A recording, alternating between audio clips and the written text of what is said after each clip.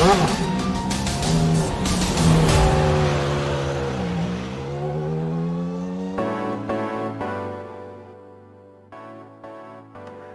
the season prepares to go into its final stages, the championship picture is becoming clear for some, but muddy for others. Entering today, 3 of the 4 Drivers' Championships are separated by no less than 22.5 points. That means the pressure is on at one of the most legendary tracks in the entire world. Who will tame this 7-kilometer circuit to control what could be a tight championship battle, and who will leave wondering about the what-ifs? We're about to find out live on the Global SimRacing Channel. Good evening, everyone, and welcome to the virtual Circuit de Spa-Francorchamps in beautiful Belgium for round 6 and 7 of the V-TEC GTR series. I'm Justin Prince. Alongside the booth today is Ryan Walker. Behind the scenes is our director, Sean Ambrose, and he's using cameras provided by Dougie Beard. What is the best way to get around Circuit de Spa-Francorchamps? Good question. Let's take a look at your GSRC lap guide to find out the answer.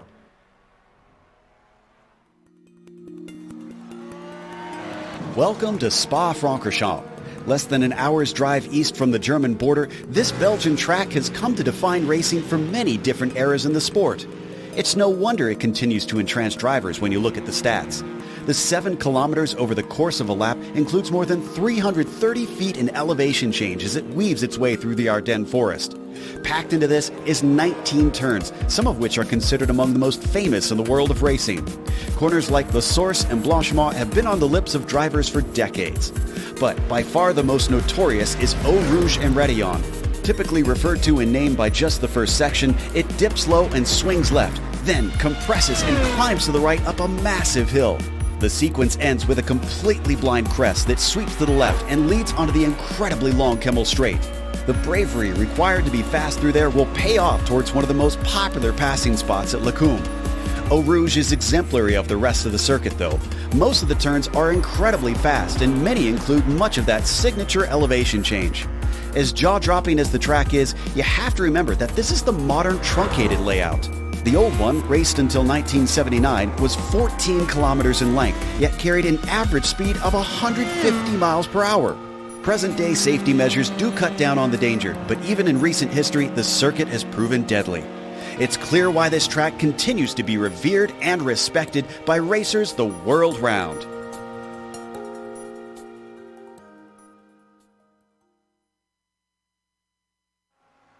That was a look at your GSRC lap guide for the best way around Circuit de Spa-Francorchamps.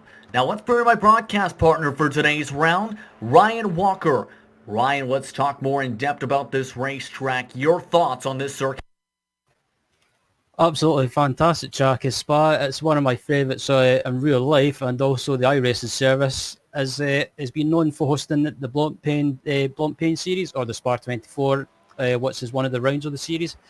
Has also hosted the Belgian Grand Prix in real life, and also the WEC, and also the European Le Mans series, and a whole range of other series. But today it will host the V-TEC GTR series. Just some information about the track. It is 4.35 miles in length, or 7 kilometers if you prefer to use that. Has an amazing 19 turns, and today we will be using the endurance layout with the endurance pits. Yes, indeed, and that means for the later on race, for the feature race, that will make it tougher for the pit lane today. Let's take a look at your championships entering today's races. First with the GT Pro standings, Tobias Burka has been dominant the past couple rounds, enters today with a 90-point lead over Sam Winton. Andrew Hitchings leads over Callum Wright, and Neil Butler rounds out the top 5, separated by 157 total points. There's also the GTM drivers coming into today, looking for a close fight. Those drivers are separated by just 14 total points.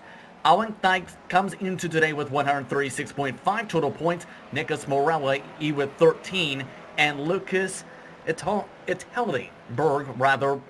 I should rather say, with 14 total points. Ryan, I believe you have the TCR standings. So in the TCR Pro standings, it's currently being led by Miguel Freitas, who's been pretty much the man in form in the TCR class at the moment. At the moment, he's got 226.5 points, but Marcus Walton who I believe has changed name for this round, is in second place, 5 points behind. And now Philip Scholl is in third. Fourth place is our very own Stefan Slacker, 98 points further back. And rounding out the top five in the pro standings, it's Ethan Bass with 107.5 points. Indeed, there's also the amateur standings, though, where Stephen McGarity comes into today as that points leader by 22.5 points over the SRT esports driver of Jeff Jacobson. Andrew Miller, Francis Castel-Romero, and Jonathan Rodriguez round out the top five in the TCR-AM standings. And I believe you also have the race details for today, because there's a couple crucial points as we go back to the sprint and feature format. Yep, so some information for anyone that's tuning into the series for the first time or is wondering what sort of details it is in the series. This is round 6 and 7 of 10, and the classes that are being used in this series is the Audi R8, which is basically a GT3 class if you like, and also the Audi RS3, which is a TCR class. And the setup for this series is a fixed setup, so you can't make any changes. Whatever setup that you use in the series, you've got to race with for the whole season. And the format for today is a sprint race, which will be 15 minutes, and then the feature race, which will be 30 minutes with a mandatory pit stop. And the incidents for this race will be, you get 3 points per 10 incidents. So if you basically rack up a load of incidents, you'll get minus 3 points. And this is a track that, mind you, has a lot of risk for incident points, so it's going to be crucial for drivers to stay in between the rumble strips and the white lines today. Qualifying underway for the drivers at the moment, already about 3 minutes off the board. Some of the drivers completing their warm-up laps and their first ways around this circuit. And as you can tell, though, by the weather, it's going to be an interesting one. Let's bring up the forecast, because it is a light fog right now, a bit clearer up in some parts of the skies, but very light fog around the track at 75 degrees air and track temp, Brian. Yeah, I think that's going to be very interesting how these drivers deal with it. Some drivers might try and look after their tyres in the early stages of the race, but look after the tyres, and then in the later stages of the race, in both races I should say, it gives them a chance to push towards the end and maybe try and make some moves. Taking a look at Tobias Burke as he makes his way around the racetrack, and he's had a very strong campaign so far. Last 3 total points paying events in the past 2 total race dates. Has been on the top of all of them. He's on the top of the pylon for his class at the moment with the 2:19.893, just a 10th off of what he did in practice or so, give or take. It's been a strong campaign for him, Ryan. Your thoughts on him?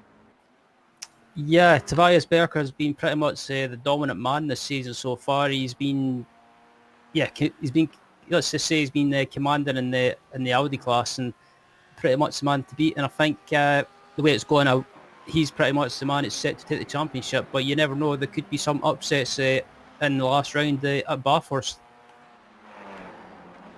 Yeah, indeed, especially at this track as we're taking a look at some of the drivers as they make their way around the racetrack. Some of the TCRs, such as Jeff Jacobson on your screen. He's currently in the second position for his class with a 2:38.186.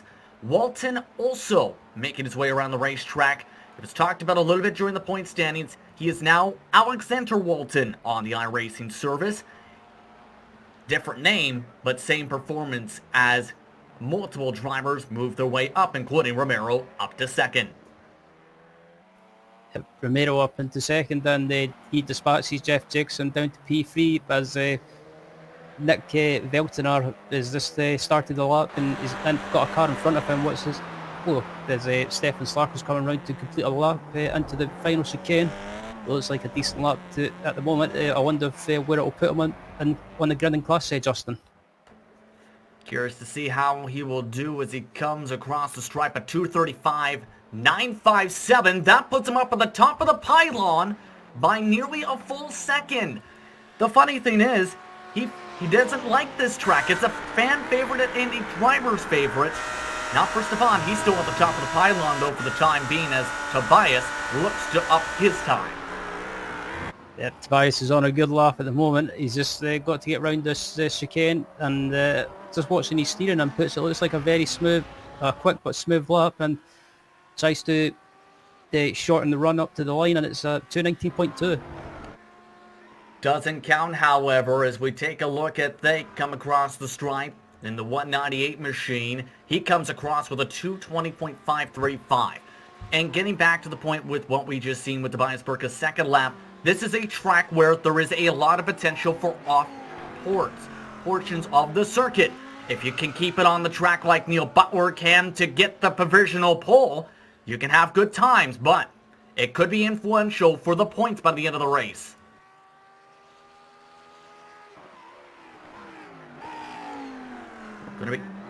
Going to be interesting here, Ryan, to say the very least, as we take a look at McGarity come across the stripe with a 2:39.6.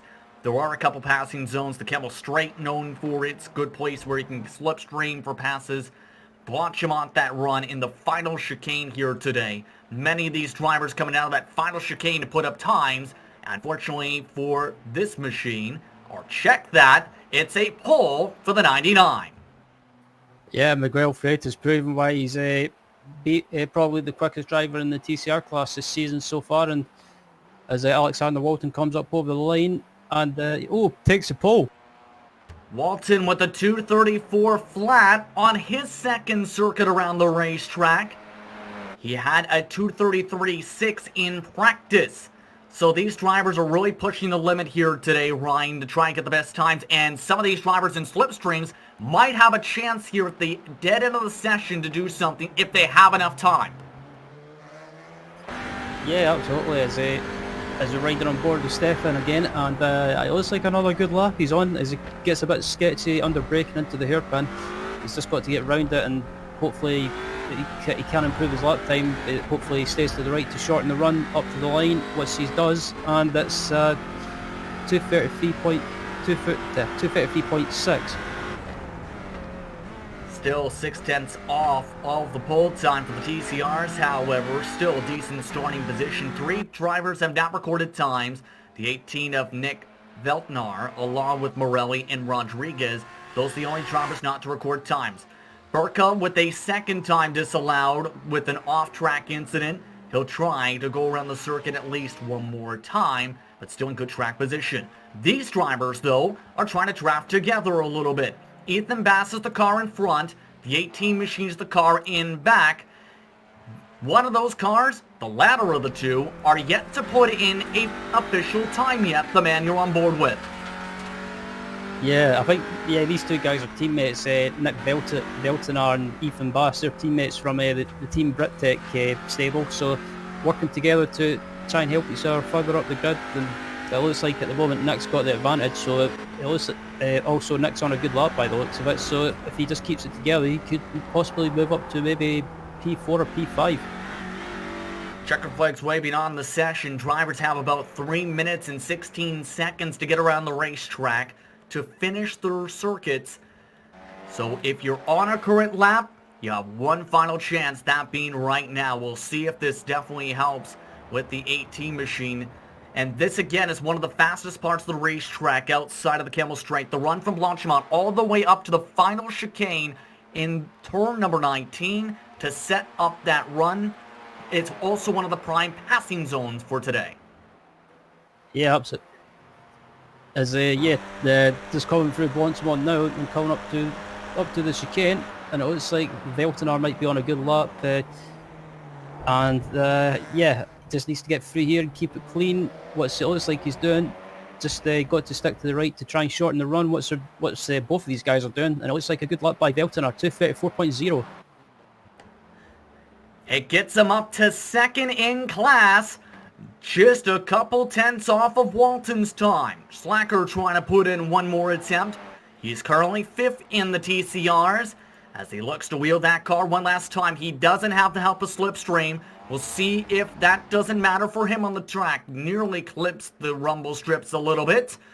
Across the stripe, the time recorded is a tenth slower for Slacker, as Burka does recorded time a little bit quicker, and it is just 7/1000ths of a second off a pole. His fate comes across the line, and it's 2:21.0, so up to, well, it looks like it doesn't look like he improves his time. Did not improve the time, and that should just about wrap things up. The only car that's around the circuit at the moment, outside of McGarity, is Rodriguez, as these drivers get set to go for today's round. 17 total competitors set to take the track today. Your thoughts here, Ryan, on what it's going to take to come away with the win first off in the sprint race? I think the sprint race is going to be about possibly track position, and also just keeping out of trouble at the early stage of the race. We've got to remember with Spa as well, it's got a lot of straights, or most of the track is straight, so there's plenty of opportunities to stick in someone's slipstream and stay with them, and also try and make a move. Danger zones at the start is going to be Source, and also the exit of Radion, and also Eau Rouge. And don't forget Lacombe as well at the end of the Camel Straight. There's been many times where someone tries to make a dive bomb there, Ryan, and they make contact. You don't want that to happen early on in this type of a race. And as well, of course, the final chicane. Drivers making their way around the track the final times. McGarity putting his car into the paddock. About 20 seconds into the grid here. Who are some of the drivers you're keeping an eye on when we take the green? I think in the TCRs anyway, I think the likes of Ethan Bass, Miguel Freitas, also Stefan Slacker, Philip Shaw, and the likes of those, they are worth keeping an eye on. The GT class, I mean TCR class. I'll get it right. GT3, I think the usual, the Tobias Berker will be worth keeping an eye on. Indeed, the drivers are all set to go for today's sprint race from the circuit to Spa-Francorchamps for the V-TEC GTR series. Let's take a look from class to class at today's starting grid. Leading them to the green flag, Neil Butler will start alongside Tobias Burka in row number 1. In row 2, it's Sam Winton alongside Alex Thake, and the last of the drivers to recorded time of the class was Lucas Eidelberg. Should note, Nicholas Morelli did not record a time. He is 17th overall. With the TCR class, it's Ryan. Yep, Alexander Walton takes the pole position for the TCRs. Alongside him in the front row is Nick Belton. P3 is Ethan Bass, and alongside him in the second row is Miguel Freitas. Stefan Slacker starts behind them. Alongside him is Philip Shaw. And then behind him is Chris Howard, Jonathan Rodriguez, Francis Castello Ramiro, Jeff Jacobson, and rounding out the class is Stephen McGarity. Those are the drivers that put in qualifying times. As mentioned, Morelli did not record a time. These drivers getting all set to go for today's race. They'll have about 15-20 seconds or so behind the official iRacing pace car before they take the green flag here. And this should be a fun one here because it's a track where, yes, there's a lot of speed portions, but Sector 2 especially is, I think, the most important sector because that sets things up for Blanchimont. If you have a bad run through that part of the racetrack, you potentially could lose the slipstream in just a couple circuits around. Absolutely, it's one of those tracks that if you fall back and lose the slipstream, it can cost you dearly, and it's just, in a way, you're just going to be in no man's land as the grid sets off in the formation lap. All the drivers now rolling onto the circuit and starting up their engines. Who will take home the victories in the sprint race and try and secure their championship hopes, or put themselves in a situation for needing more points for the feature race? We're about to find out as both classes separate to their respective groupings on the circuit. Once again, bring the GT class down to the green flag, Burka and Butler. Butler is the control car. For the TCRs, it's a lineup that features Walton and Beltonar as the top positions. Safety car is off.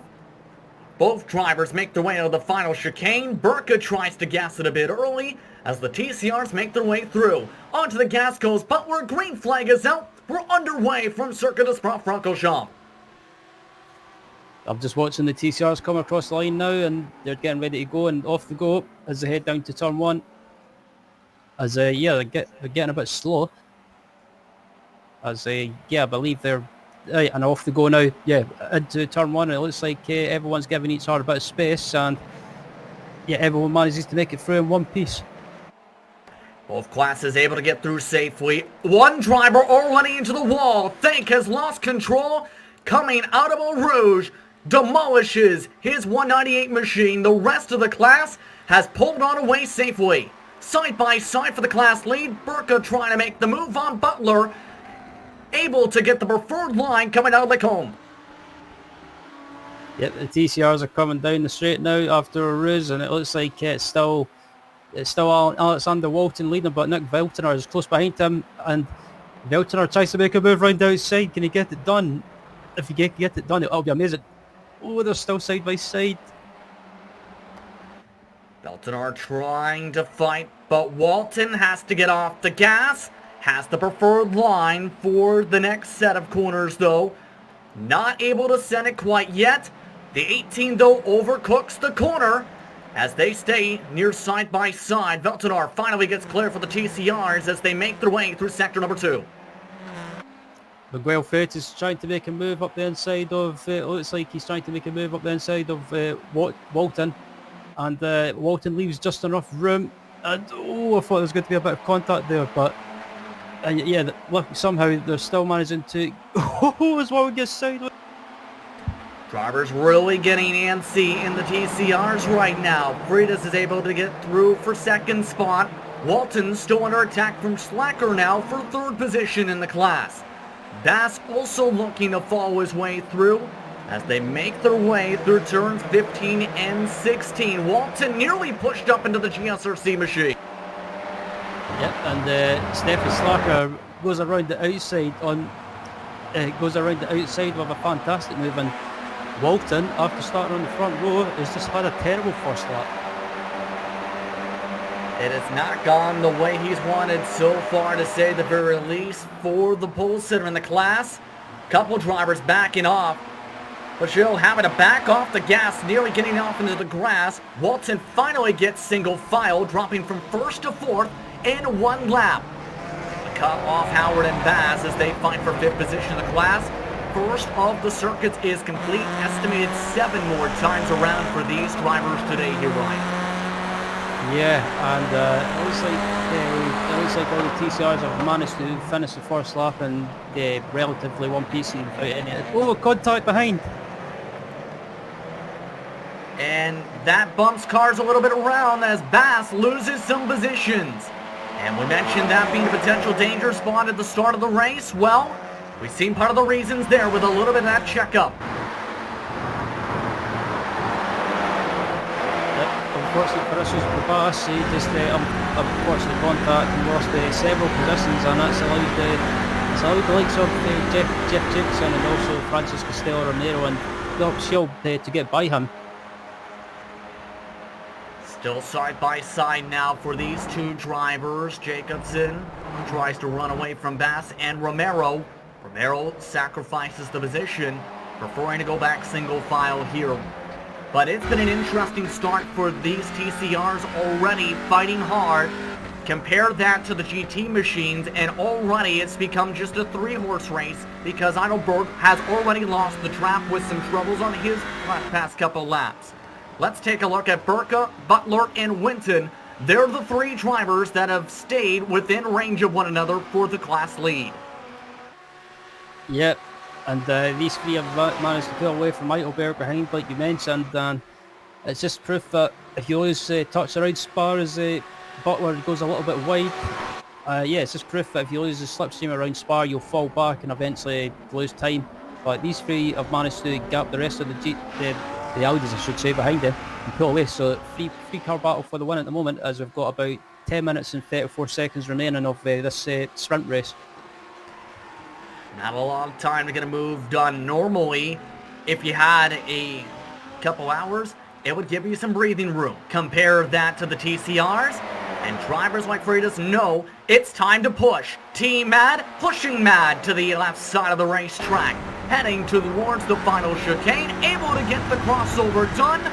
The 18, though, looks to attack back on the outside. Veltner, will he try and outbreak him? Actually backs it up. He cuts hard into the bus stop. Yep, Miguel Freitas with a brave but great move to take the lead, and he's effectively on the defensive now after making that move, and also with the launch straight after Ruse, it'll give Veltner a chance to try and make a move back and try and retake the lead. But behind these two guys is Stefan Slacker and also Alexander Walton. They're licking their chops at this point, probably thinking, what can we do here? They were a bit faster, those two drivers, last time by about a second or two last time by. Slacker getting inside the slipstream now of Veltner. Veltner trying to line things up with Freitas. Freitas taking the defensive line. Veltner going to the left side of the track, going in towards Lecombe once again. Will he try and keep it side by side? Does make contact with the left rear. Bit of a dent on the 99, but all the drivers keep it straight. Slacker trying to make a move up the inside of Veltner for P2, and Stefan's trying to make a move, but he can't get it done, and Veltner manages to hold him off. But as on board with Bolton at the moment, he's just sitting behind in a way, just rubbing his hands, watching these guys and hoping that he can hopefully get caught for each other. But he's fallen back a little bit. That's in part because he lost the back end in terms of grip going through turn number 10 last time by. He's now still within the draft, but barely though, of the battle for second position. Gap between first and second, now about 3-4 car lengths. Veltner early break, Slacker nearly rear ends him. Has to check up as they go through campus. Fantastic battle between these two, and Slacker runs a little bit wide, and these guys battling away. It's allowing Miguel Freitas to slowly pull away and build up a bit of a gap, but as Slacker tries to go up the inside. Bold move from Slacker, not a spot you expect to pass.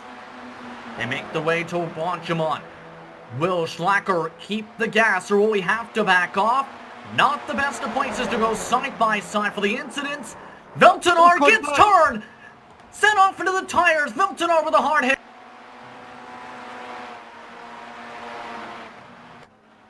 Yeah, the replay is coming up on the screen right now. Slacker and Veltner were side by side heading up the Blonsey one, and I'm not sure who's at fault here. I would say Veltner is slightly at fault because he moved over and slipped.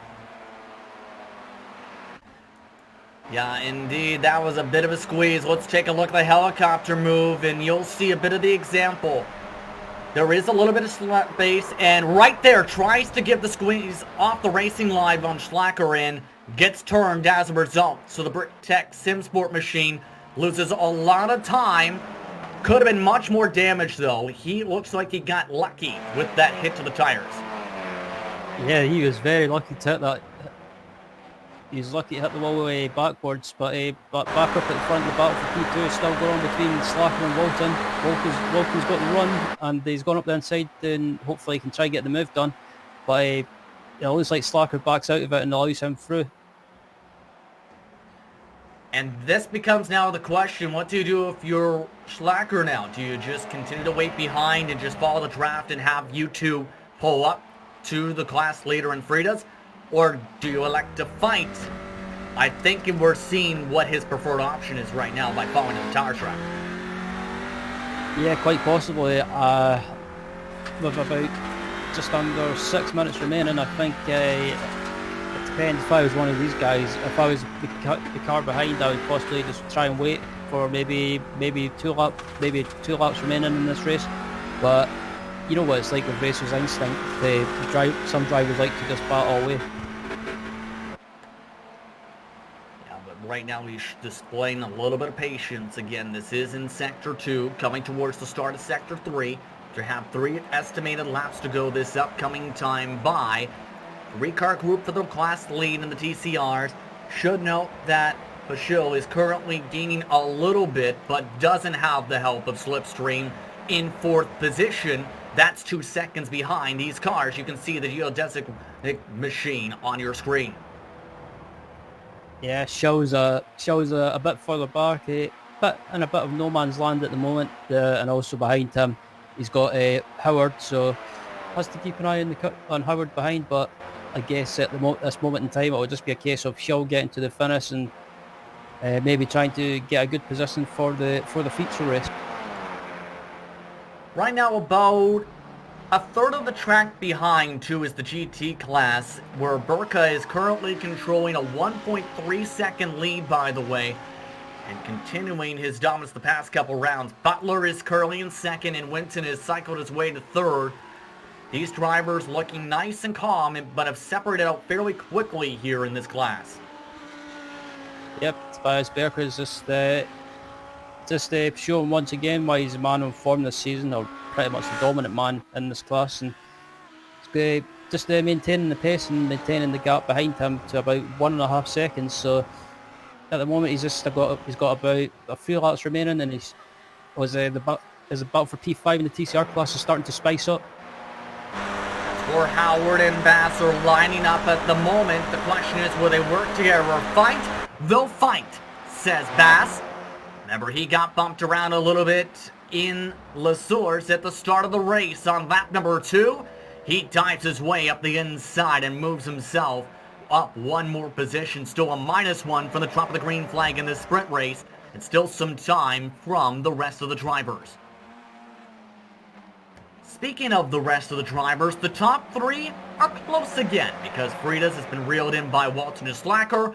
Walton, though, a bad run off of the corner slows up the both of them. Yep, he got a bit of a slow run in the exit of the corner, and again that's allowed Miguel Freitas to just eke out a bit of a gap.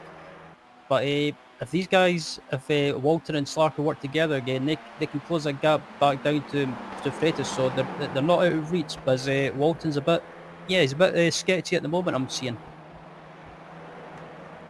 Yeah, right there you can see he's just been struggling in Sector 2. Again, has to get off the gas coming out of campus to try and keep it on the track. Remember, it was mentioned that for every 10 incident points, you will lose 3 total points. And this is a track that you can get a lot of incident points, as talked about in the pre-race. Absolutely, there's plenty of places that you can run wide and get an off track. Like this corner we're coming up to here. If you run wide on the exit of tier 2 much, you'll get an off track, and it's not a good thing to get, especially in official races where you can easily get disqualified. Exactly. Should note there is no total limit for that point for this series. They come to 2 estimated laps to go, though, and this could be a stellar fight here between these drivers. It becomes the question, though, when do you make the move if you're Walton? He's the closest out of these drivers to make a move this lap. Yeah, I'm not sure what you do if you're Walton, as they're coming up to Eau Rouge now. If Walton gets a great run on the exit of Eau Rouge, he could possibly make a move on Freitas, but also Stefan could make a move on Walton. So it's a bit of one of those situations. What do you do? Already Freitas riding his way up towards the left side of the track. No defensive line yet. Walton, will he try and risk it? He is 2 car lengths back. Actually lifts. Looking to manage the run this time. White flag expected out now for Burka. He just passed the start and finish line and just has about broken the toe in the span of about 14 minutes.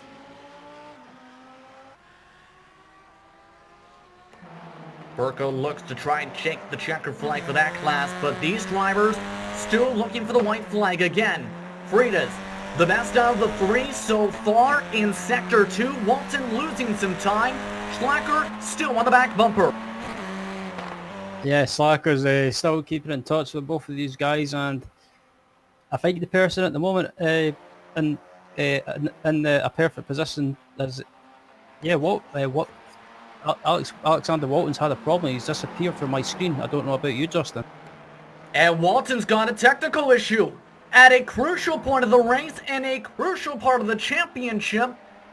It appears to have come at the worst possible time. It's now turned this battle into a 2-car race for the win.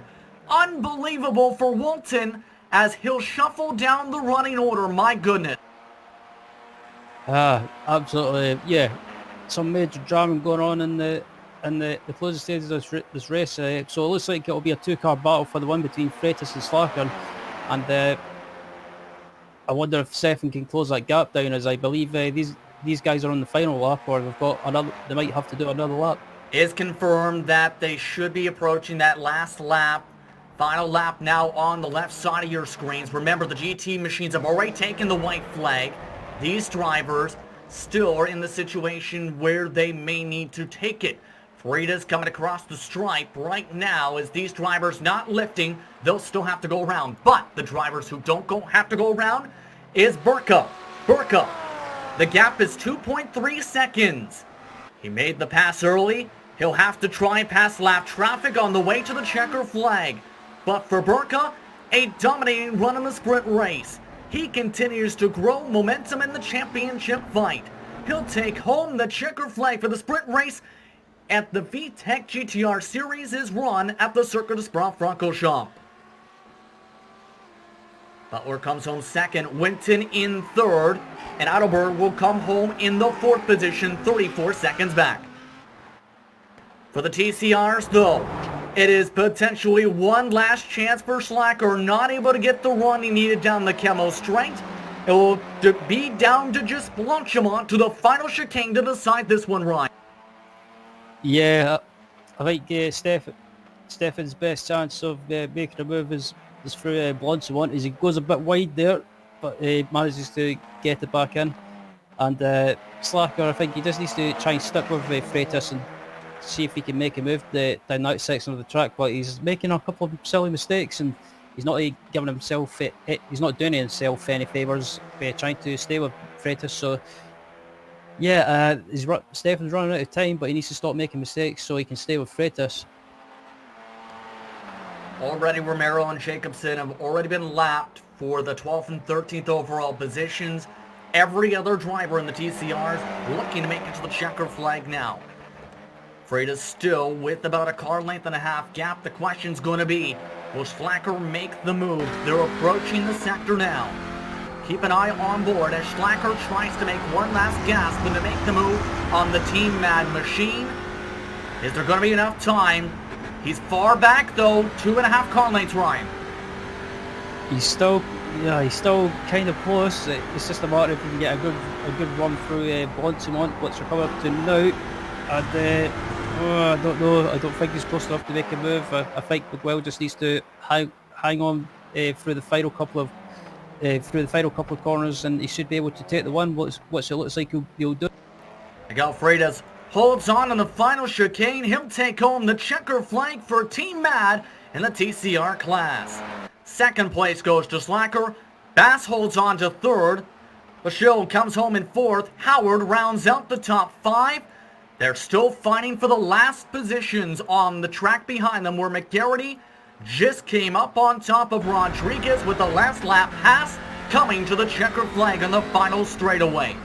That will round out the drivers in the field. Rodriguez comes home 7th. McGarity comes home in 6th.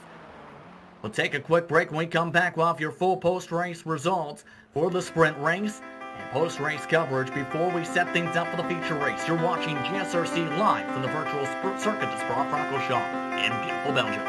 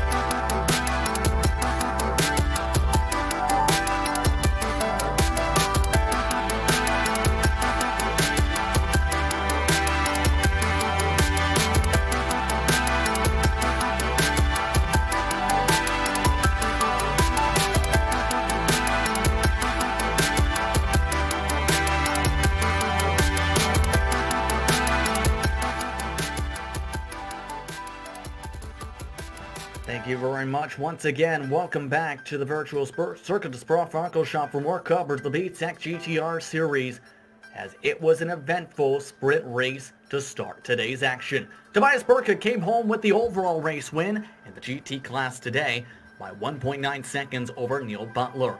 Sam Winton and Lucas Eidelberg rounded out the top 4 overall. Miguel Freitas won the TCR class in a close battle with Spa-Francorchamps by the checker flag. Ethan Bass came home in 7th. The show came home in 8th, with Howard and McGarry rounding out the top 10 overall. Ryan? Yep, finished it. Sorry about that. Finished in 11th was Jonathan Rodriguez. 12th was Francis Castello Ramiro. 13th was Jeb Jacobson. 14th was Alexander Walton. 15th was Nick Veltiner. 16th was Alex Fake. Retirements were Alex Fake and Nicholas Morelli. Unfortunate for Walton especially, because he needed a good run with how close the championship fight was for that class. 5 points was the separation today. But the man who came home in 2nd in the TCR class today was Mr. Slacker. Let's go and have a word with him. It was a hard-fought battle and a good performance today, Stefan. How does it feel to come away with the top 3 finish in this one? Well, I thought that my best chance in this battle with Walton and with Freitas is that I have to stick it back onto the last lap and then make my moves. Which, with Walton all of a sudden just being not there anymore, it opened up quite the gap between Freitas and me, which I somehow was able to really close in at the end of the Camel Straight, because I was apparently better on the brakes. But yeah, a small mistake through Brussels and it all was gone, sadly. Yeah, that was unfortunate for you right there with what happened with the car in front. But it's a track where it's interesting. You said you didn't like this track before we started today's race when discussing what to expect for today, but you showed great speed. What made you so good at this racetrack, in your opinion? I think it is a track that really comes up to my driving style. I'm sorry about that. Yeah, I don't know. It is a track that really comes to my driving style. But the thing with Spa-Francorchamps is it gets used so often that I really got bored of it. And that's the real reason why I hate Spa-Francorchamps with actually a passion. With that, you get to race in another 30 minutes. Your strategy for that race? Well, it's obviously the first few minutes of the race is going to be quite chaotic because I'm going to start at the very back of the TCR field. So first you have to survive that, get through that, and then when you're settled into the rhythm, when you're done with passing the cars in front of you, that's where you have to look at and be really patient and pick your targets, because you never know where you're going to end up with reverse grid. Is there anyone you want to thank before we let you get ready for that feature race today? Well, as always, I want to thank my community that always brings great racing to the track, and I also want to thank you guys for signing up and broadcasting this madness. Thank you very much for your time. Congratulations on the 2nd place finish in the sprint race. Good luck trying to carve your way through the field in the feature race. Thank you very much. Have fun on the broadcast. Thank you very much. Once again, that was Stefan Schlacker coming home 2nd in the TCR class, and he mentioned right there, reverse grid for the feature race, and that's going to make it very interesting here, Ryan, for these drivers, because it can put some good drivers up the front who had some bad luck in the sprint race, but it also might mean a lot of passing in the middle of the classes, both the TCRs and GTs. Yeah, the feature race is going to be interesting. Also with a mix-up, if you like, in the feature race, so it's going to make it interesting, and it should be interesting as well to see what sort of strategy people will do with regards to the pit stops. Indeed, we'll need to take a short break as we prepare for that race. Stick with us. You're watching the Global SimRacing Channel live from the virtual circuit Spa-Francorchamps in Belgium. You're watching the V-TEC GTR series.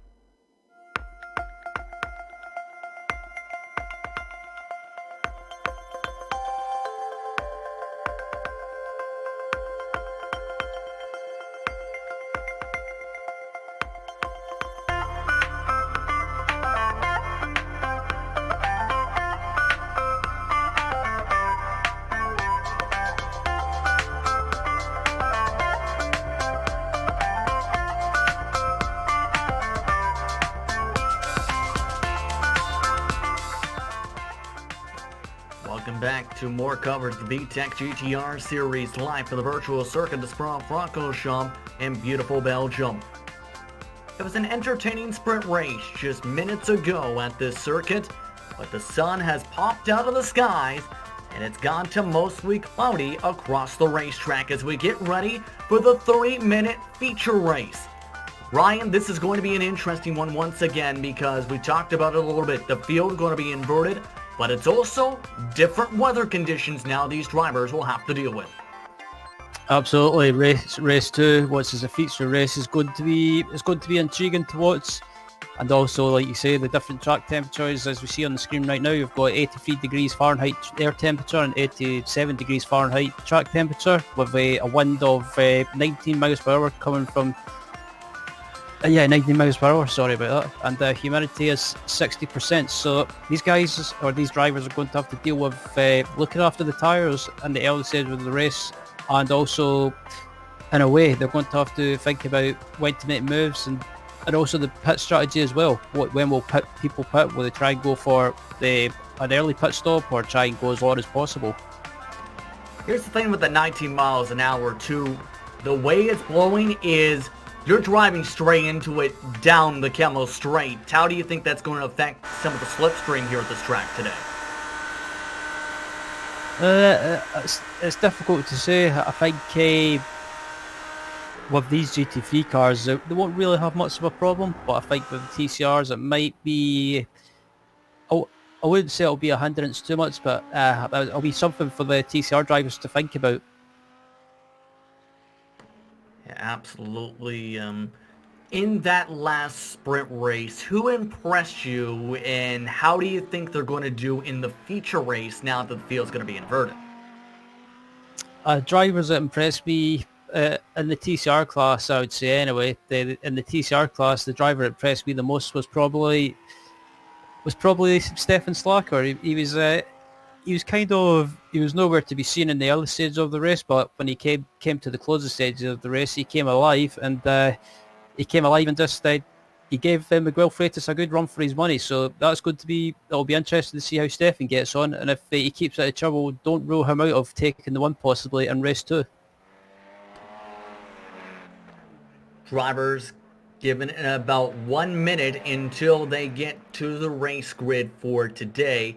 So it's going to again get me curious how this goes. Again, for those streaming for the first time, it is required that you make a pit stop. The pit window is from the 10-minute mark to the 20-minute in mark for this race to make it on fuel. These cars are limited on their fuel tanks to make it to the end here. So in this race, when do you pit if you were down in that track, Ryan?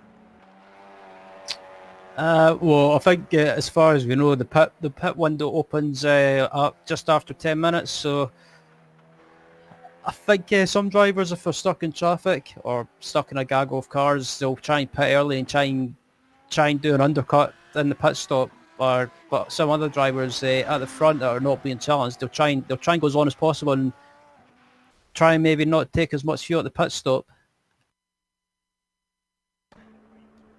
Drivers getting those last instructions as the safety car gets ready to stack everyone up. Let's take a look at how the reverse grid set these drivers for this field.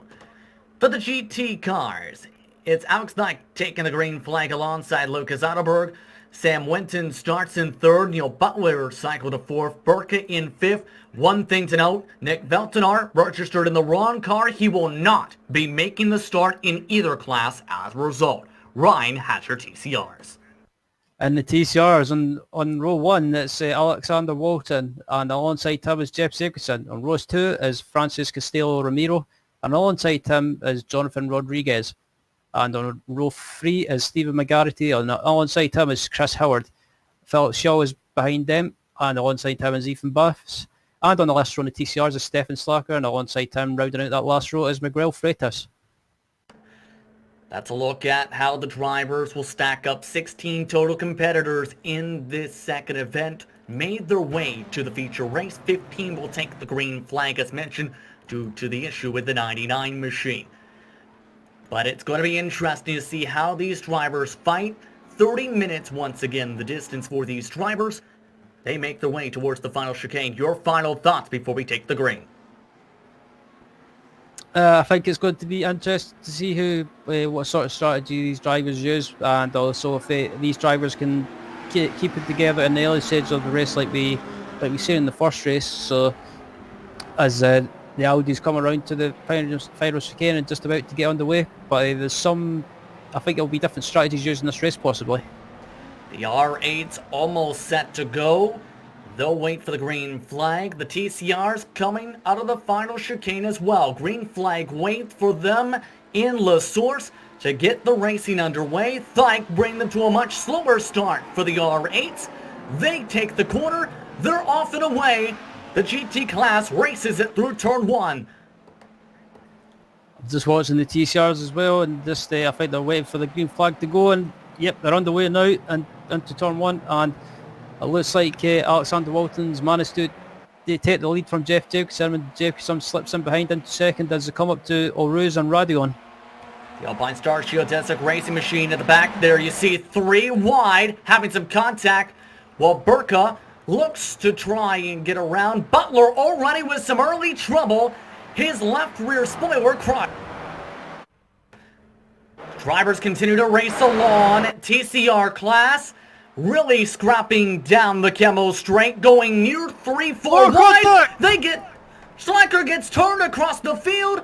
He goes hard to the inside Arco. Rest of the field continues to roll, but a crazy incident as these drivers try to fight hard through the pack, Ryan. Yeah. Is it Jeff Jacobson's? Yeah, something's happened to Jeff Jacobson. He's lost second position, and there was an incident behind. People behind trying to go 4 wide, and unfortunately that just ended up in.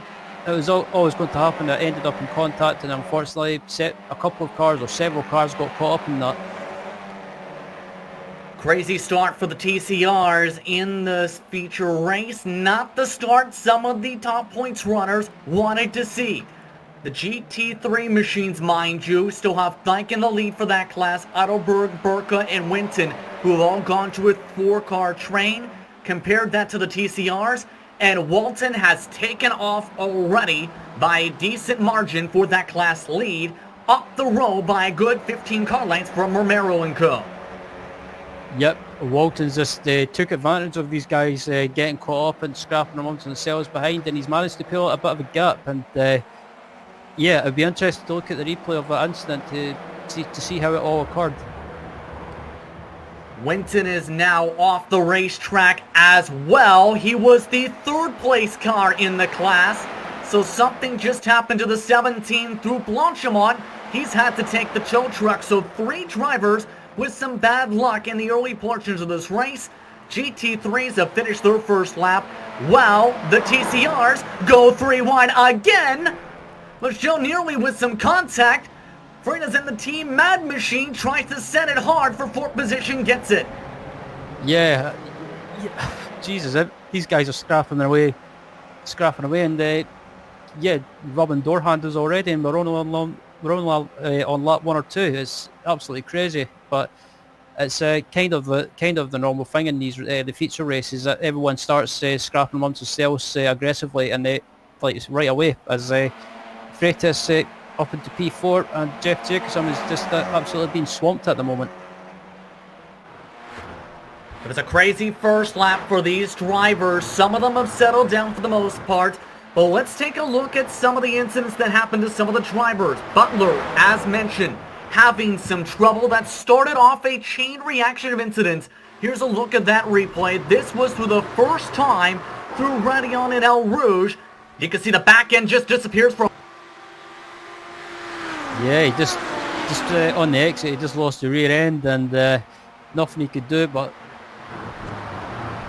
looking at the incident, looking at Slacker coming up through Oruz and Radion, and it looks like in front of him, even Bass ran wide on the exit, and he got a slowdown which punched everyone up, and Slacker gets a good run on a few cars in front of him, and Stefan, I'm not sure that was the most wise thing to do. He wasn't clear in that case and ends up getting turned around, and then Winton, as mentioned, also had trouble. He has just made his way on the racetrack, by the way, just now, but has lost a lot of time. Slacker is still rolling as the second last car in the class. P3 continues to scrap, meanwhile, for these TCRs. The Team Mad Machine watches as Romero in his back mirror gets turned. He's off the racetrack. Yeah, that was just an unfortunate contact. I'm not sure what happened there, but look at as the replay is just about to come up now. It looks like Ramiro has got Freitas in front of him, and he's got Ethan Bassett. Looks like alongside him, and I'm not sure who to blame him for that incident. I think it might have just been slight contact, and just Ramiro might have just forgotten that Bass was alongside him. Still able to keep going, but he lost a lot of time, tons of it, even behind Slacker now on the pylon.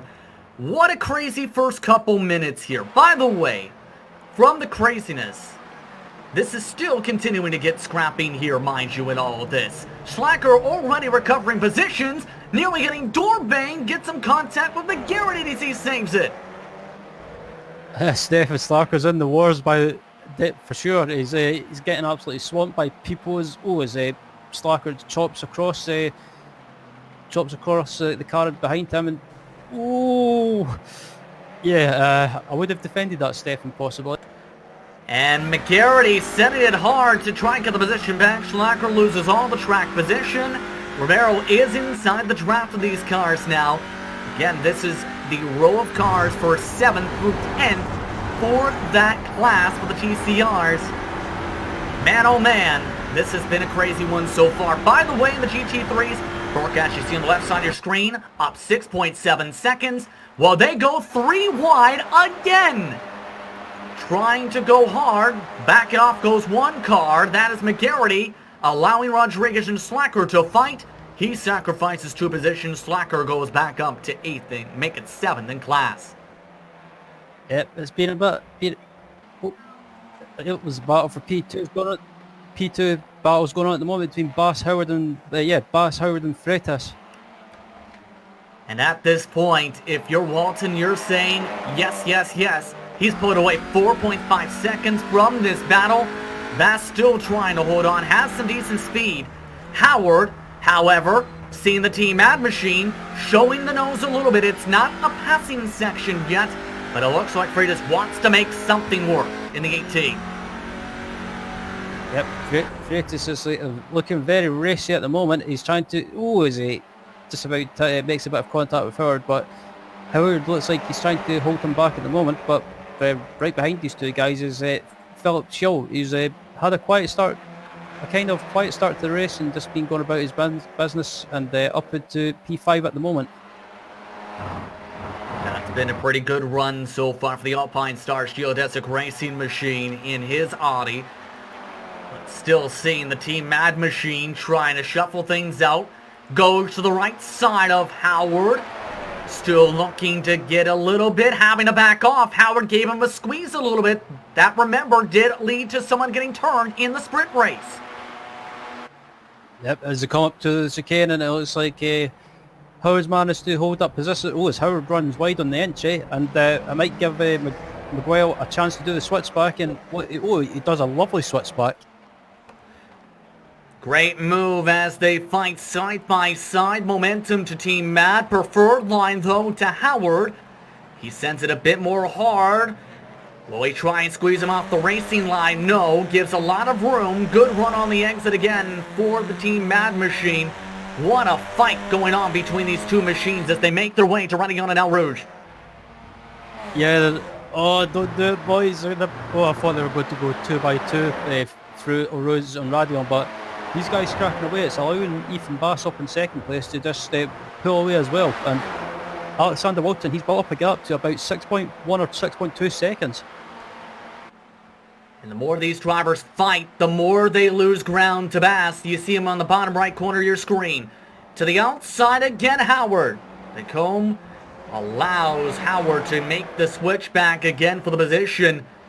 And these drivers are definitely holding each other up here, Ryan. What's going through your mind as a driver now? Because they lost 2 seconds last time by with this side-by-side battling they're still doing. Yeah, Howard runs wide a little bit onto the marbles and loses a little bit of grip, and that allows Freitas through it and also allows Philip to shield through. But as a driver, I'd be kind of, if I was a driver that's been under pressure and someone got a run, I would just let them go and just try and maybe stay behind them, stay in their slipstream. But these guys battling away, it's allowing Walton and Bass to just pull away up at the front. You may notice on the left side of your screen, Thyke has moved to third position in the GT3 class. That's because he was the second of his blue and black compatriots to spin around heading out of the run out of Blanchimont. Thyke is still keeping on rolling, though. He has fallen behind, was nearly hit by Edelberg, though. I believe we might have a look at it for the 198 machine. Let's take a look at the GSRC replay. And this is, keep an eye on the kart that comes after by a few seconds right here. Oh, that was close.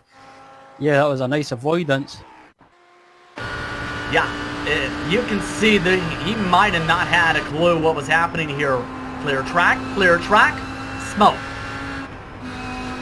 Yeah, it's one of those. If you see loads of smoke, it's kind of, what do you do? Do you just stick to your line? But yeah, up at it's looking at his rear spoiler as well. It's got do not panic. That's I don't think you would have been saying that in that incident. Yeah. By the way, P4 for the TCRs continues to be hectic. Wow, Freitas is pulled away from the battle. Joe still having to deal with Howard. It's the battle for fourth position. The Alpine Star Geodesic Racing Machine, one of the noteworthy teams on the iRacing service, looking to hold off Howard, who looks to show some great amount of speed. He has been fighting hard in that Midland sim racing machine all race long. Howard's got the run, but I thought Howard was going to try and bump. I thought he was going to try and bump draft Philip there, but Chris just decided to. Yeah, he has bump drafted him. That's interesting. Well, it is said if you bump draft, it does allow you to save a little bit of fuel. Do you think that might be the case there? Here as Howard gives another shot. That's quite possible. He could be trying to save a little bit of fuel. I mean, these TCR cars, you can save some fuel in long races, from what I've heard. But it looks like these two guys are maybe, at the moment anyway, just trying to work together and trying to close back up to Freitas. But I'm looking at that gap to Freitas, and that's built up a little bit. And Miguel Freitas is slowly but surely closing the gap down to Ethan Bass in front of him. Yeah, that gap separated by about 10 car lengths or so. About 12 car lengths. Back are these two machines here. By the way, pit window is open for these drivers. As estimated, it would be at the 20-minute to go mark to the 10-minute to go mark for these drivers. So comes the question, who is the first to blink here in this situation? Because we've seen the importance of slipstream. I don't know if you want to pit alone. It depends. If you're close to someone in the slipstream, I would say I would watch them and see what they do. If they pit, then you pit. If they don't pit, then you don't pit either. So it's interesting. But maybe some people further down in the pack will try and go as long as possible and try and maybe take less fuel at the pit stop. Meanwhile, they continue to fight because Rodriguez, you see on your screen, went a little wide. Romero trying to recover from lost positions. And McGarity, he's fallen backwards on the pylon, a -3 since being passed by a couple cars, such as Slacker & Co. the last time we checked on these machines. Let's see if anyone tries to make a move out of these drivers quite yet. A bit more separated. Rodriguez with the best run of the three of them off the corner. None of them poked the way to the pit lane. McGarity does poke his nose, nearly hitting the back end of Romero. Yeah, it's interesting, but I think he might be trying to, like I mentioned before, it might be worth trying an undercut if you're being held up. So it'll be interesting to see what he does. I think it'll be McGarry. Whoever that was behind runs wide into turn one. They're a bit more separated now. By the way, this is all while Sam Winton. We remember he lost some time, had to go to the pit area.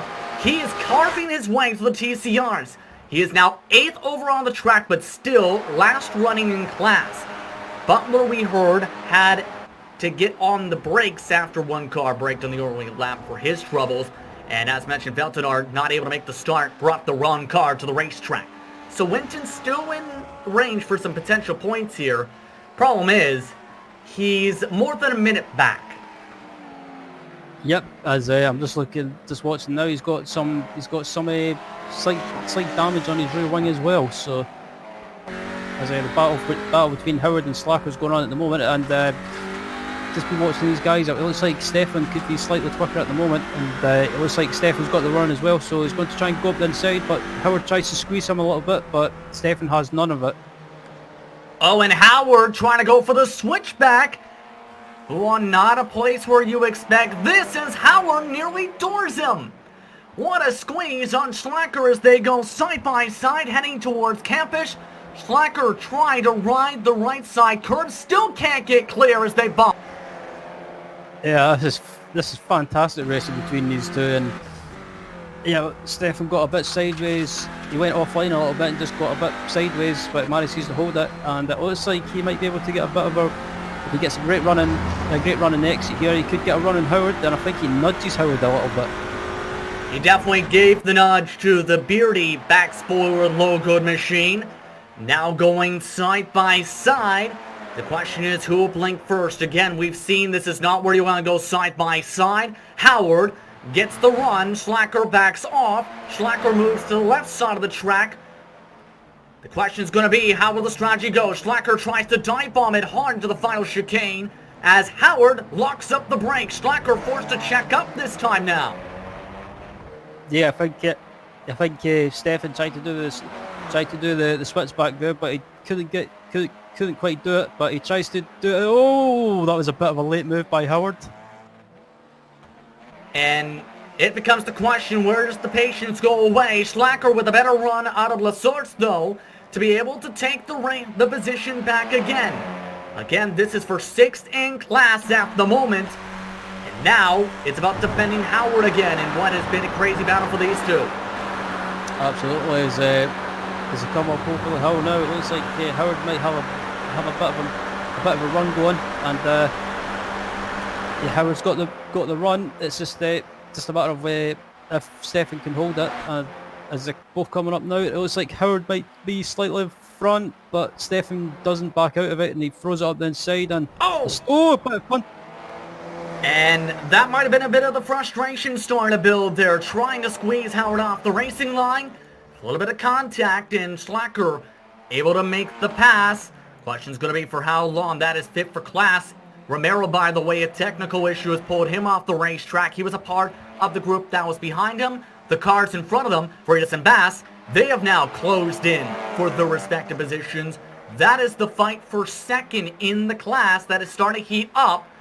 Remember, the Team Mad Machine had been as far back as a couple seconds behind this machine.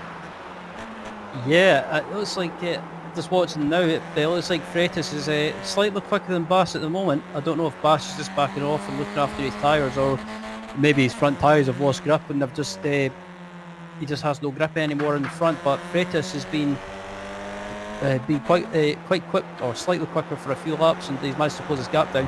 But Miguel Freitas, he's been racing this car for quite a while as well, so I guess he's got loads of experience in this car, which helps him. Absolutely, it's shown speed from the drop of the green flag. The gap between these cars and the leader is about 6 seconds. Freitas trying to get as many points as he can now after a lot of the carnage in the first couple laps for the GCR class. Will anyone duck down to the lane? No. No one pitting yet. They are approaching the end of the estimated window here, so they do have to come down here. It is required that they take fuel. Absolutely, as Bass and Freitas are still trouble! going Jacobson hit by McGarity, sent hard into the final chicane. Both cars able to roll it back and away, but a big shot in the back end of Jacobson sent him sliding. As the replay is up on the screen now with Jacobson and McGarity just looking to see what happens as they come through Blanchimont up to the final chicane, and it looks like maybe McGarity might have just braked slightly. Oh, he just carried too much speed into the chicane and whacks the back of Jacobson. Loses a lot of time, but the fight for second in class has just changed hands. Freitas just made the pass on Bass, heading down the Kemmel Straight. Now it's the question, will it stay that way before drivers pit? The GT3s are coming down this time, some of them. Ottoberg and V-TEC have just come down to the pit lane. Yep, this is normally the time that the GT3s pit, and Eitelberg in second place in the pit lane. And also, don't forget, it's the endurance pit lane that they're using, so they have to go right round this corner and stay on the limiter right until the exit of the pit lane going up the hill. So it must feel like an eternity for some of these guys. It must be so frustrating, but it's one of those things if you can't really do anything about it. Especially at 37 total miles an hour here. What makes this pit lane tricky for you? Because we know the difference in the long part. What makes it tricky to enter and maintain the speed? Yeah, I think the pit entry you've got to be very careful, and also the pit exit you've got to be careful. But especially the long pit lane, you've got to be careful not to hit that wall on the outside or the inside even. As Eitelberg gets going again with a pit stop of 9.9 seconds, and also behind him is V-TEC. Yes, indeed. Both those drivers, V-TEC and Ottoberg, making pit stops there. Now it's going to come to question, when do the rest of the drivers pit? Burka still yet to pit for the GT machine. Leaders for the TCR staying out another lap, coming to 4 estimated laps to go for them. Bass and Freitas still tied up, while these two machines, you've seen there, also together in their strategy. Again, this is the fight for second, and they're losing a little bit of ground here and there in the Delta, but they were faster last time. They do have drivers who have pit. The shield is into the pit lane in the 45. Yep, and I think with regards to the pit stop, I think Ethan Bass will dive into the pits when Freitas dives into the pits possibly. So I think two of those guys are keeping an eye to see how long they stay out. But Schill into the pits, and also Jeff Jacobson into the pits, and Stephen McGarity. And Burka as well, mind you, for the GT3s. We haven't talked much about that class, and Burka, he's put on a clinic since taking the lead in the class after V-TEC lost control in turn 10 for Bruxelles. It's been difficult to keep up. He broke the toe within about a lap.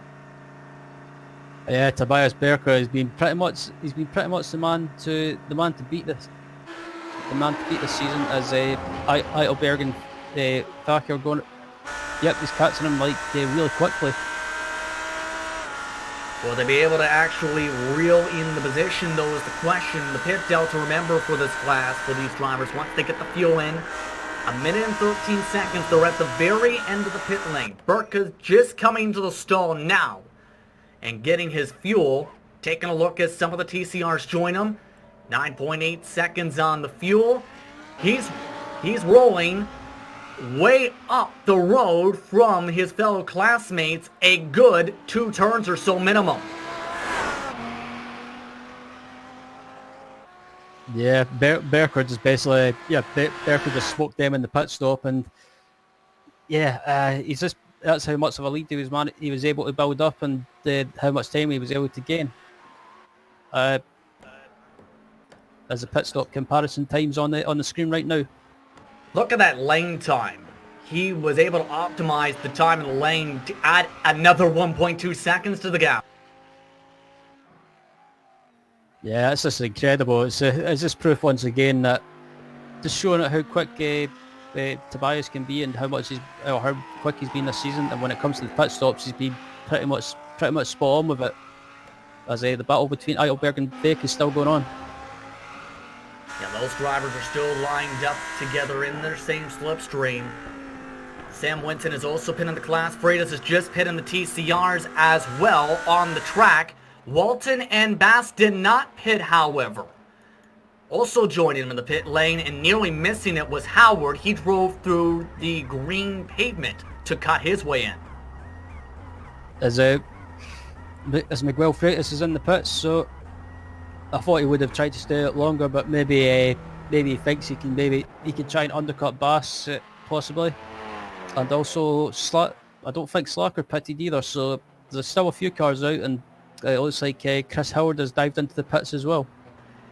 I mean, the argument here, though, Ryan, is, and this is in many different races on the iRacing service, as trouble for Howard. He bounced off the walls, still keeping it going in the pit lane, however, and that's the difficulty we were trying to refer to a little bit. If you hit those safer barriers, those white walls, you can get contact and damage with them.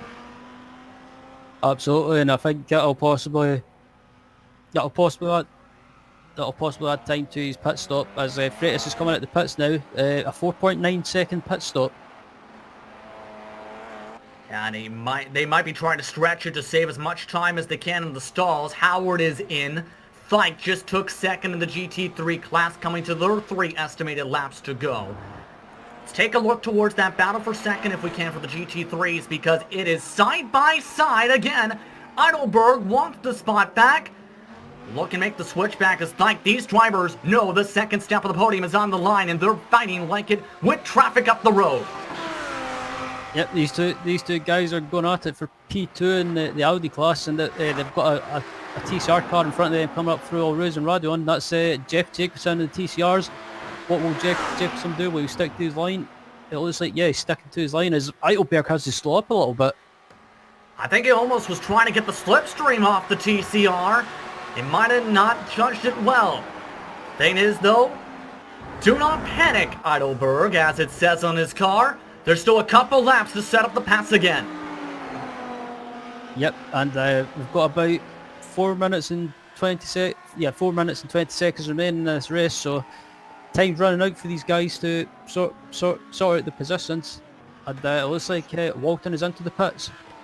Yes, the TCR leader has come down, and they had to come down eventually. Bass and Slacker will also join in for the TCRs as the GT3 machines fight. Here's a look at Walton.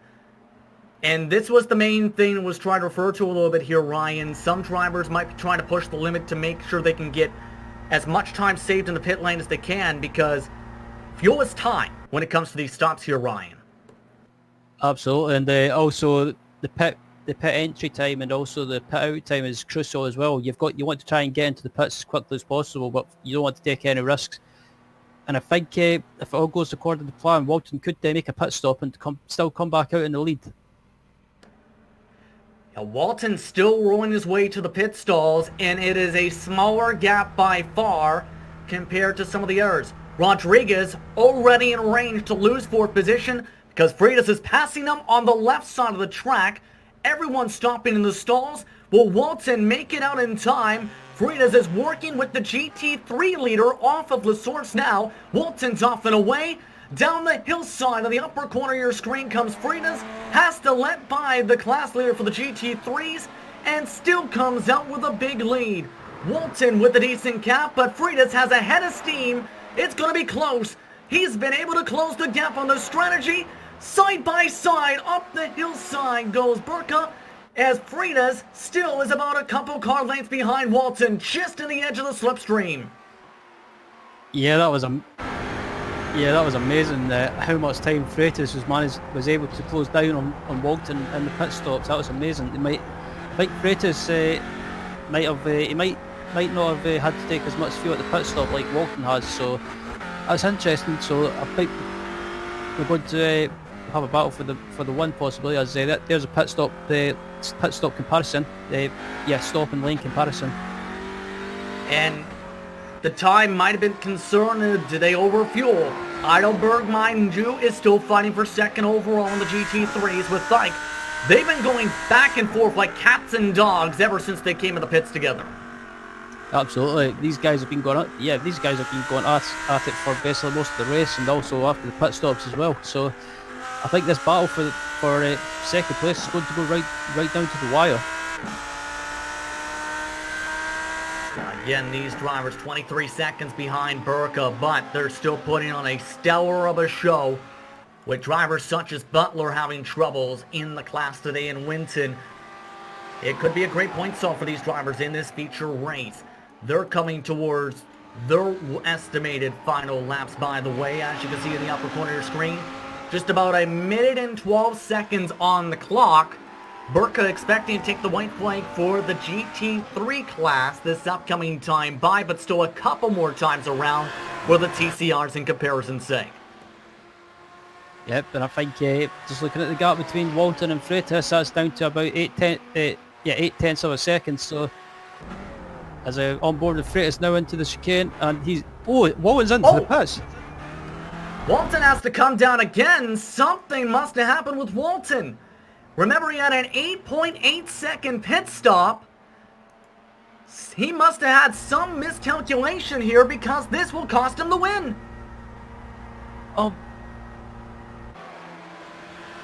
Unreal situation as Schlacker gets lapped in the battle for second for the GT3s. Otterberg still holding on to that position. Thanks still holding on to third for the time being. But man, oh man, one lap to decide the position for these cars. Yep, that's that's an incredible, unreal turn of events in the closing stages of this race. I'm not sure what happened to Walton. He might have just miscalculated the fuel possibly, or might have been a pit stop blitz possibly, as Eitelberg and Fake is still going at it in the last lap. Side by side, heading down the Kimmel Straight in the battle for second for the GT3s. Ottoberg holding on to the high side. Like trying to go for the crossover, forced him to go back off the gas. Can't keep it side by side on the exit of turn 8. Run up towards turn 10 once again. It's been a dive some drivers have been willing to take. Ottoberg tries to play defense. Thike forced to back off the gas. And they have Bass right in front of them to be potentially used as a pick. Absolutely, even Bass in front of them. Eitelberg tries to get as much slipstream off him, but Fake is trying to make a move on Eitelberg. They tried to get by Bass as quickly and cleanly as possible. What's he managed to do, and Eitelberg's managed to build a little bit of a buffer. As just look at the pit stop time for Walton, and it looks like it might have been a 2.1 second pit stop. Interesting situation for Walton for the TCRs, but the drivers making their way around for the GT3s for their final lap. Burka making his way through the final chicane. Now, once again, Tobias Burka with a dominant run. He'll get another sweep on the season. He wins the V-TEC GTR Series feature race at the Circuit of Spa-Francorchamps by 22 seconds.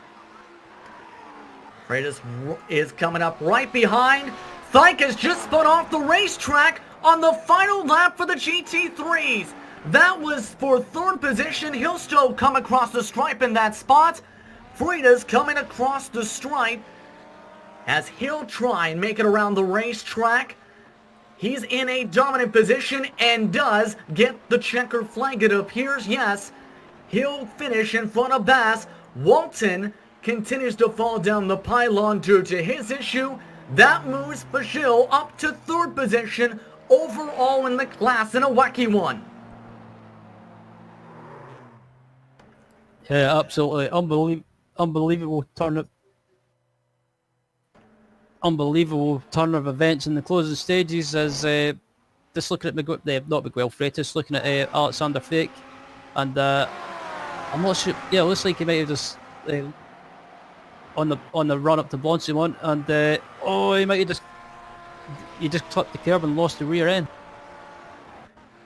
Yeah, and that's a big time mistake, and it looked like too he was trying to get as much speed too to get around that Team Mad Machine. Just got a little bit too much to the curb, trying to give space to the TCR maybe. Yeah, quite possibly. I think he might have just got caught out by the TCR, but yeah, that was really unfortunate. A wacky one for the feature race today for the V-TEC GTR Series. Post-race coverage coming up after these messages. You're watching the Global SimRacing Channel.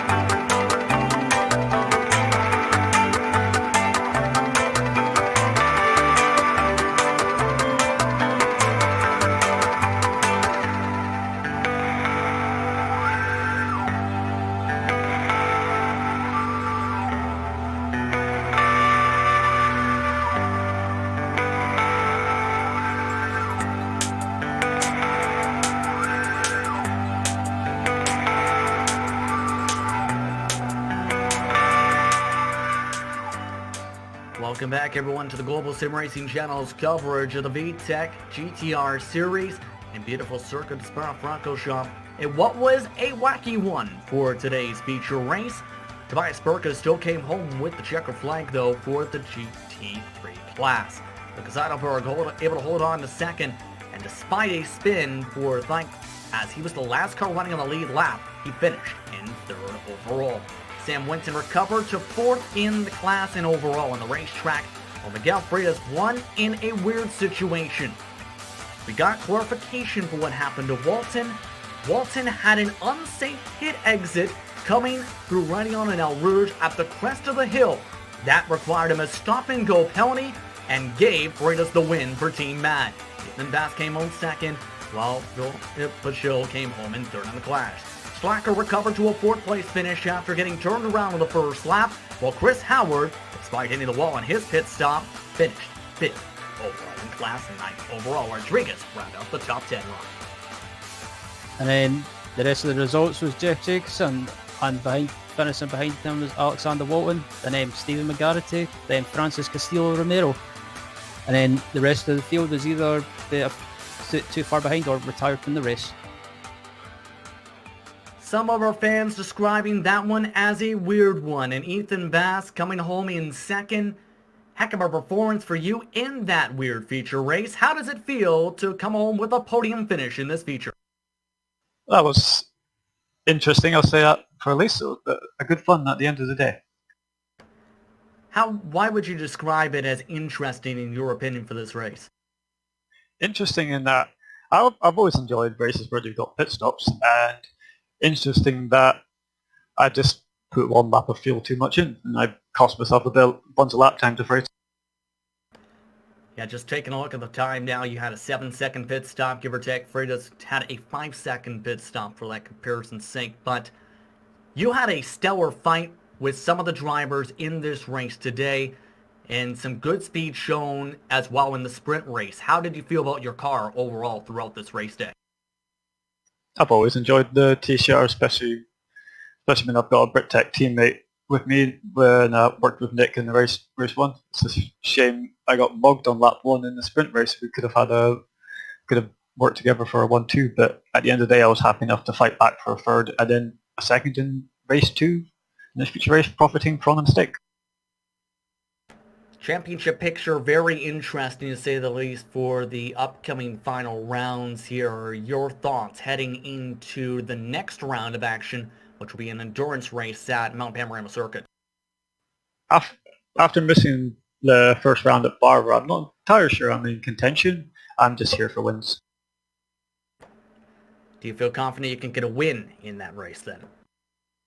At Bathurst, I think if I can hold on to Sam at the start, he had the advantage in this sprint, right, in this feature race, that he started on the front row, which was a unfortunate side effect of him disconnecting and losing a surefire win in the sprint race. Mm-hmm. But it did mean by the time I got clear, he was about 6 seconds up the road.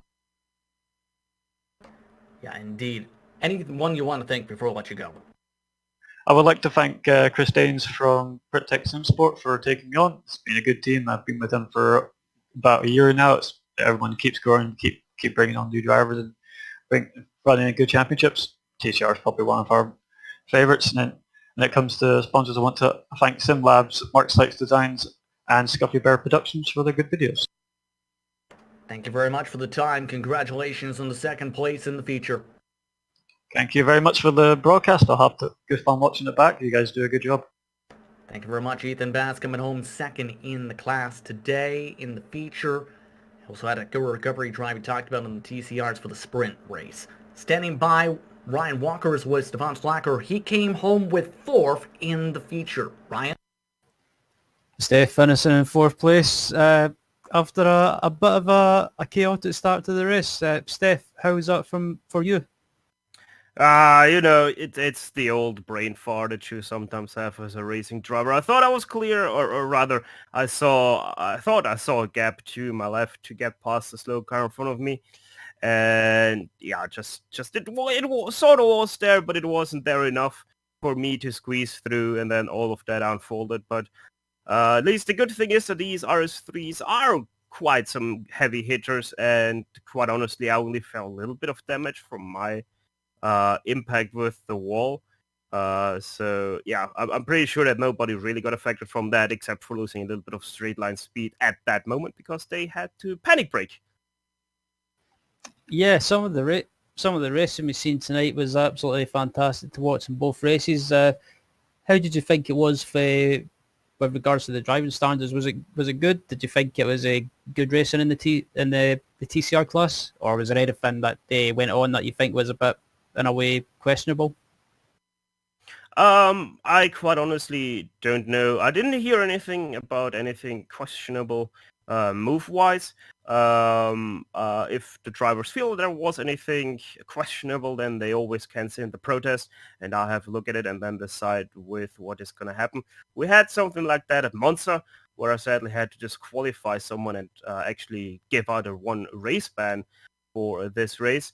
But yeah, sometimes you have stupid moves and they can result into some stuff, but I haven't heard about anything yet, and I'm pretty sure that that will stay because everybody knows that the TCR is a TCR, and there's always a little bit of body contact in that class. Good stuff. And before we let you go, are you looking forward to Bathurst next week? Yeah, but not next week, in a couple of weeks' time, sorry.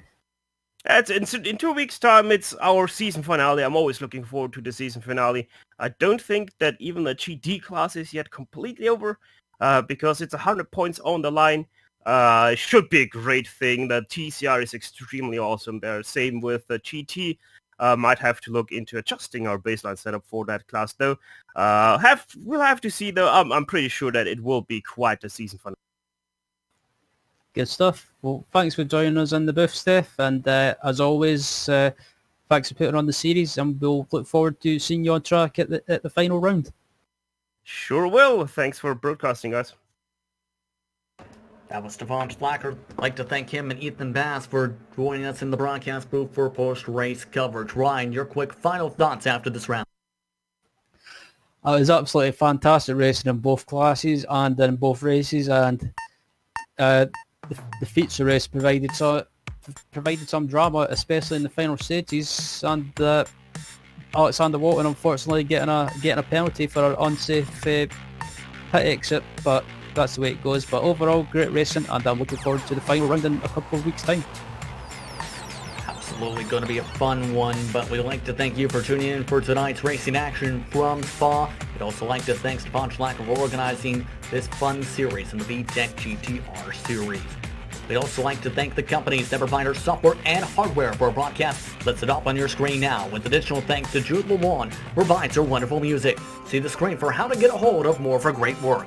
Thanks to the team today and Sean and Ryan. If you'd like to find out more about GSRC, including the upcoming races, you can find it at globalsimracingchannel.com. If you'd like to help support the channel, you can check out our merchandise, sale at GSRC.storemvy.com. Or you can check out our social media on Twitter at GSR Channel, Facebook at Global SimRacing Channel, one word, and Instagram at GSRC_Graham. Don't forget to head over to our YouTube page and hit to that big red subscribe button, as well as hit the notification bell so you don't miss a moment here on the Global SimRacing Channel. The next round for this series goes to the Mount Panorama Circuit for endurance racing action. You can see that live on GSRC starting at 2:45 p.m. Eastern, 6:45 p.m. GMT time. We also have racing action coming up for many other series coming up, including on the iRacing Esports Network tonight, for the PRL F3 series takes to the track. 9 p.m. Eastern time will be that start. But until next time, race clean, race hard, and we'll see you on the track.